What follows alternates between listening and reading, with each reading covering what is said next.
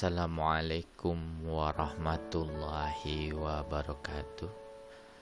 Ketemu lagi sahabat dengan channel Toa Masjid. Sekarang tiba saatnya untuk melanjutkan pembacaan biografi 60 sahabat Nabi, yakninya Mus'ab bin Umair.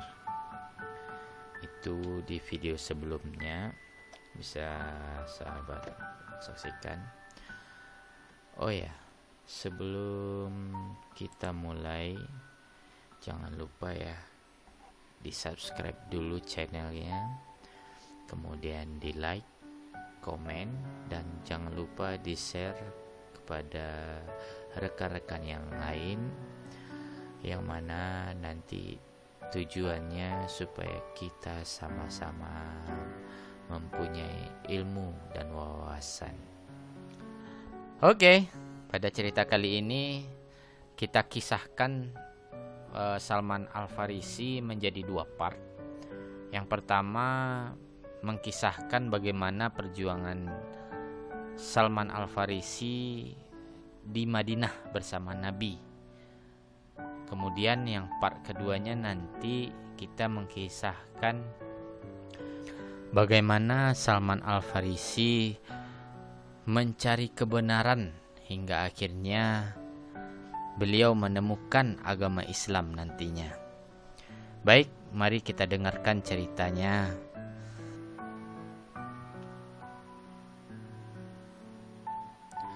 Pahlawan yang akan kita bicarakan sekarang ini berasal dari Persia. Dari Persia ini pula agama Islam nanti dianut oleh orang-orang mukmin yang tidak sedikit jumlahnya, dan dari kalangan mereka muncul pribadi-pribadi yang tiada tanding baik dalam keimanan, keilmuan, keagamaan maupun persoalan keduniaan. Salah satu keistimewaan dan keagungan Islam ialah setiap Islam memasuki suatu negeri, maka dengan keajaiban luar biasa segala keahlian, kemampuan dan kejeniusan yang tersembunyi dari warga dan penduduk negeri itu dibangkitkan. Sehingga muncullah para filosof, dokter, ahli hukum dan ahli astronomi, penemu dan ahli matematika yang semuanya muslim. Ternyata bahwa tokoh-tokoh itu berasal dari setiap penjuru dan muncul dari setiap bangsa.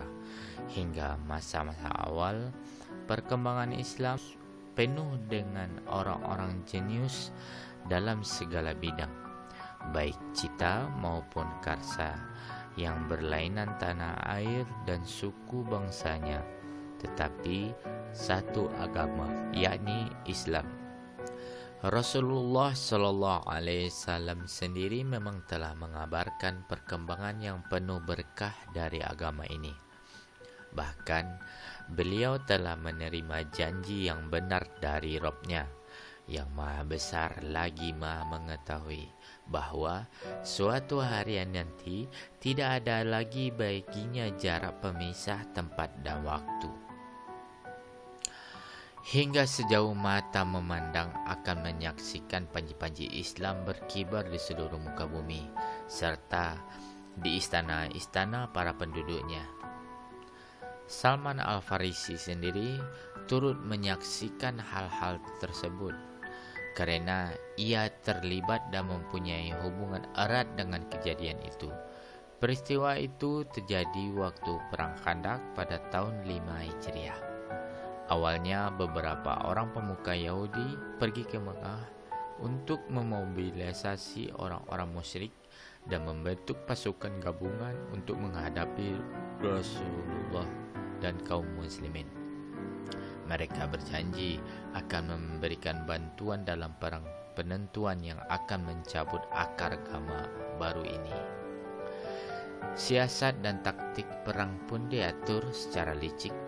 Tentara Quraisy dan Ghatafan akan menyerang kota Madinah dari depan, sedangkan Bani Quraizah akan menyerangnya dari belakang barisan kaum muslimin sehingga mereka akan terjepit dari dua arah. Dengan demikian mereka akan hancur lebur dan hanya tinggal kenangan saja. Demikianlah suatu hari kaum muslimin tiba-tiba melihat kedatangan pasukan besar mendekat dan membawa perbekalan banyak dan persenjataan lengkap untuk menghancurkan Madinah. Kaum muslimin panik dan mereka bagaikan kehilangan akal melihat hal yang tidak diduga-duga itu. Keadaan mereka dilukiskan oleh Al-Quran dalam firman Allah, yaitu mereka datang kepadamu dari atas dan dari bawahmu, dan ketika penglihatanmu terpana dan hatimu menyesak sampai ke tenggorokan, dan kamu berprasangka yang bukan-bukan terhadap Allah. Quran Surat Al-Ahzab ayat 10. 24.000 prajurit di bawah pimpinan Abu Sufyan dan Uyainah bin Hisn menyantroni kota-kota Madinah dengan tujuan hendak mengepung dan melepaskan serangan penentuan agar mereka terbebas dari Muhammad sallallahu alaihi wasallam, agama serta para sahabatnya. Pasukan ini tidak saja terdiri dari orang-orang Quraisy, tetapi juga dari berbagai kabilah dan kelompok-kelompok berkepentingan yang menganggap Islam sebagai lawan yang membahayakan mereka. Peristiwa ini merupakan percobaan akhir dan penentuan bagi pihak-pihak musuh Islam, baik individu, kelompok, suku, maupun golongan yang memiliki kepentingan tersendiri. Kaum muslimin menyadari bahwa mereka sedang dalam keadaan yang gawat. Rasulullah sallallahu alaihi wasallam pun mengumpulkan para sahabat untuk bermusyawarah.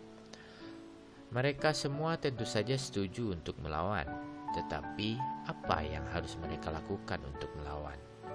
Ketika itulah tampil seorang yang berbadan tinggi dan berambut lebat. Dialah orang yang disayangi dan dihormati oleh Rasulullah sallallahu alaihi wasallam. Itulah dia, Salman Al-Farisi. Dari tempat ketinggian, ia melayangkan pandangan meninjau sekitar Madinah, dan ternyata bahwa kota itu terlindungi oleh gunung dan bukit-bukit batu yang mengelilinginya. Namun, di sana terdapat juga daerah terbuka yang luas dan terbentang panjang, hingga dengan mudah akan dapat diserbu musuh untuk memasuki benteng pertahanan.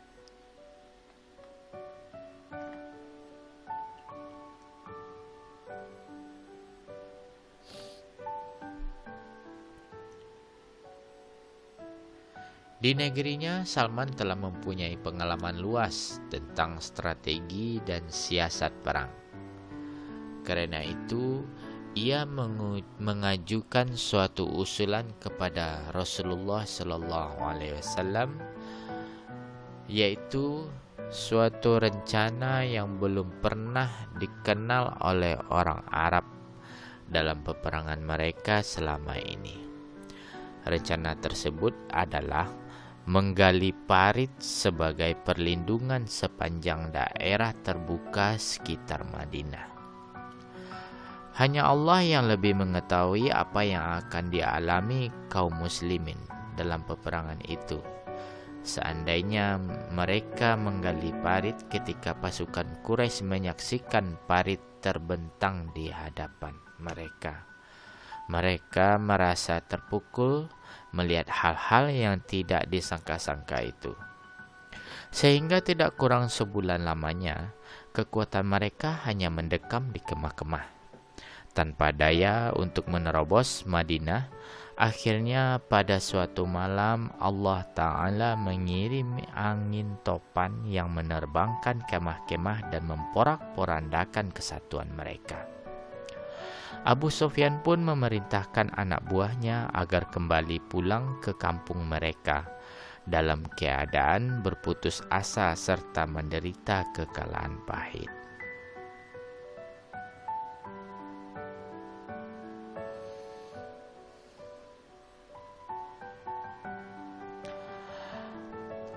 Pada waktu menggali parit, Salman tidak ketinggalan bekerja bersama dengan kaum muslimin. Mereka menggali tanah dengan penuh semangat. Tidak ketinggalan Rasulullah Shallallahu Alaihi Wasallam juga membawa cangkul dan bekerja bersama mereka. Tidak disangka, di tempat penggalian Salman bersama rekan-rekannya, cangkul mereka terbentur oleh sebuah batu besar. Salman adalah seorang yang berperawakan besar dan bertenaga kuat. Sekali ayun, lengannya yang kuat akan dapat membelah batu dan memecahkannya berkeping-keping. Tetapi ia tidak berdaya menghadapi batu besar ini. Sedangkan bantuan dari rekan-rekannya hanya menghasilkan kegagalan belaka.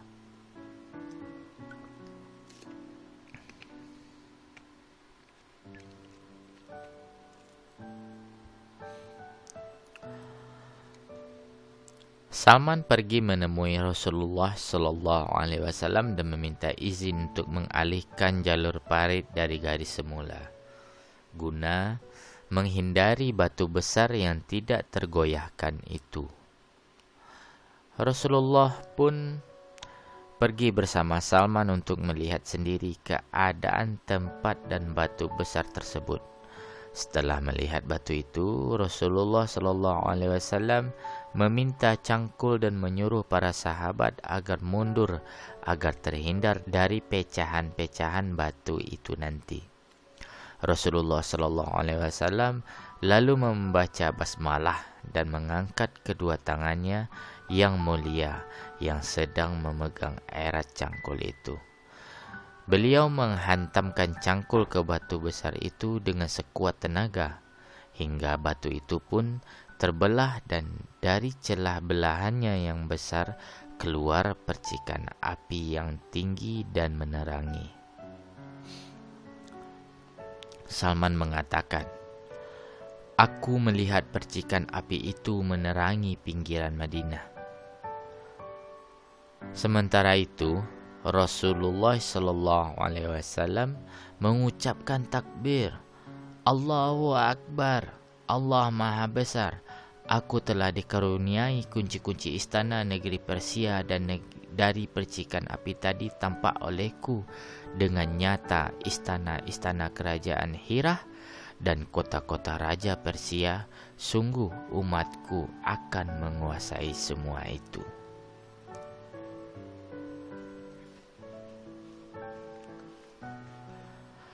Kemudian Rasulullah Shallallahu Alaihi Wasallam mengangkat cangkul itu kembali dan memukulkannya ke batu kali kedua.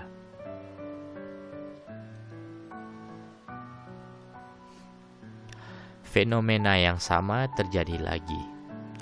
Pecahan batu besar itu menyemburkan kilatan api yang tinggi dan menerangi. Rasulullah Shallallahu Alaihi Wasallam pun bertakbir kembali. "Allahu Akbar, Allah Maha Besar.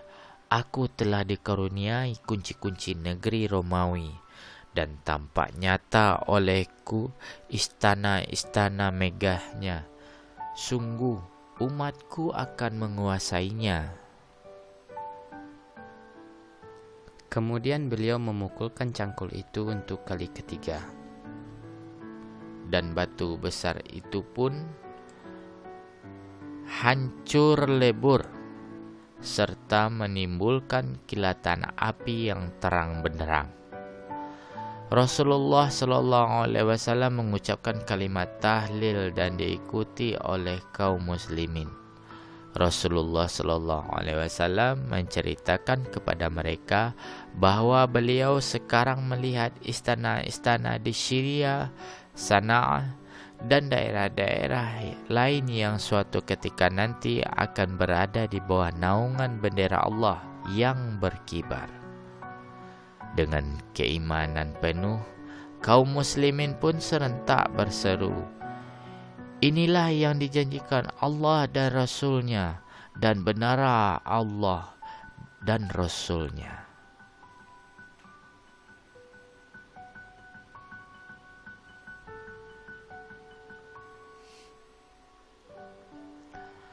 Salmanlah yang mengajukan saran untuk membuat parit, dan dia pula yang menemukan batu yang telah memancarkan rahasia-rahasia yang akan terjadi di masa mendatang, yakni ketika ia meminta tolong kepada Rasulullah Sallallahu Alaihi Wasallam.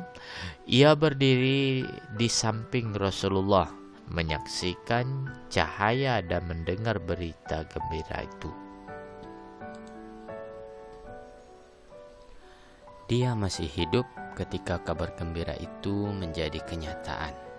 Ia sendiri melihat, mengalami, dan merasakannya. Ia menyaksikan penaklukan kota-kota di Persia dan Romawi, istana di Sana'a, Mesir, Syria, dan Irak.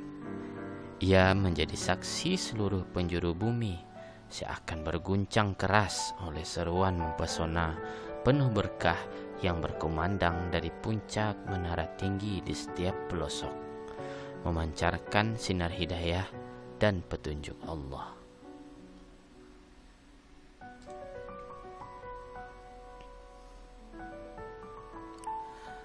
Lihatlah, Salman sedang duduk di bawah naungan sebatang pohon yang rindang. Sedangkan di negerinya nan jauh di Madain sana, teman-teman dekatnya sedang membicarakan petualangan berat yang dialaminya demi mencari kebenaran, dan mengisahkan kepada mereka bagaimana ia berpindah dari agama nenek moyangnya bangsa Persia menuju agama Nasrani, dan terakhir jatuh ke pelukan agama Islam. Sungguh, ia telah meninggalkan kekayaan berlimpah dari orang tuanya dan merelakan dirinya jatuh ke dalam lembah kemiskinan demi kebebasan pikiran dan jiwanya. Dalam pengembaraan mencari kebenaran itu, ia pernah dijual dari pasar budak, hingga akhirnya bertemu dengan Rasulullah dan beriman kepadanya. Semua itu dibahas oleh rekan-rekannya di seberang sana.